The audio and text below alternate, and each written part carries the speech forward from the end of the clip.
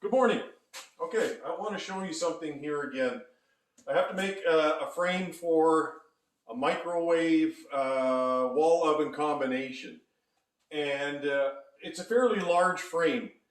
And the thing when you're doing pocket screws, okay, which is what I got here, you want to be able to get this frame just perfectly square. And usually you do that with those clamps. You know, you put a clamp on here. I don't like using those clamps. I used them for years and they worked okay. But the problem is you could never find out if you've got everything perfectly square with the clamps, because when you put the clamp on, sometimes it twisted a little bit. And the minute you put the screws into this thing, you may not get it torqued 100%, or your piece of wood maybe just cut on a slight angle. Who knows, like depending on how you're cutting it off. I cut mine all off with my panel saw here, and they are usually dead on. But if you're cutting them with a miter saw, you might actually have a slight deflection. So this is a surefire way of getting it absolutely perfect. And I'm going to show you how to do this. So put the glue on like you always do. Put it into position of where you want. And here's the best part, is you use a framing square right here. Okay, line that up on the inside, hold that tight, and use the upholstery staple gun again. This takes 23 gauge staples. They're about a ½ inch. And I just absolutely love this thing for this type of application. So this is on the back side of the frame, so it's unseen. And I just fire staples into it.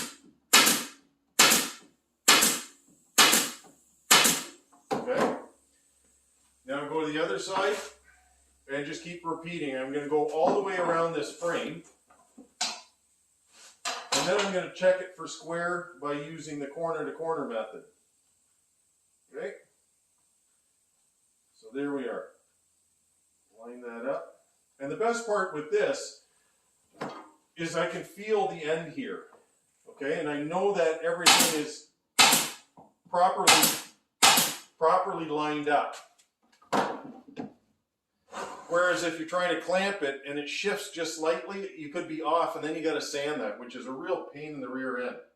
Okay, so now I want to get this over. Okay.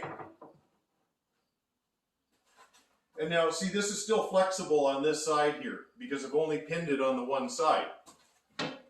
Okay. Put the glue on here. And I don't really care too much if the glue squeezes out, because it's just a frame. So if it squeezes out on the inside, not a big deal.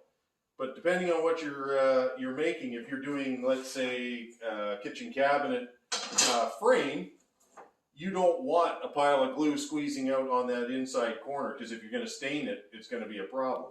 Okay, so again, put the square inside.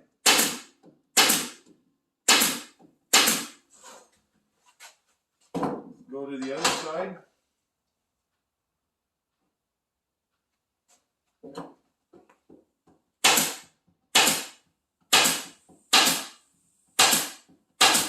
All right. So I've used a square in all 4 corners.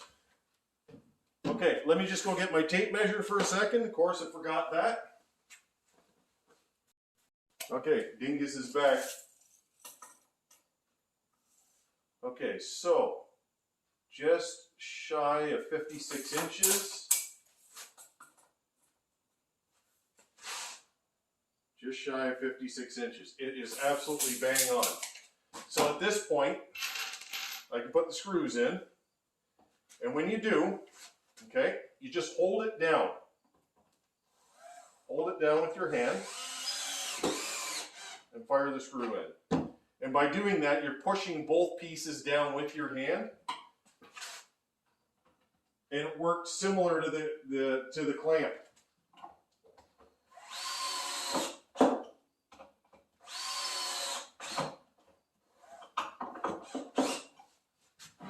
Okay.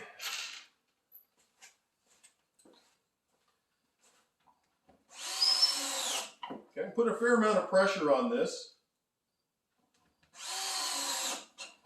And with the staples, what the staples are doing, it's holding the back side of this together, and it's keeping it from shifting and moving at the same time.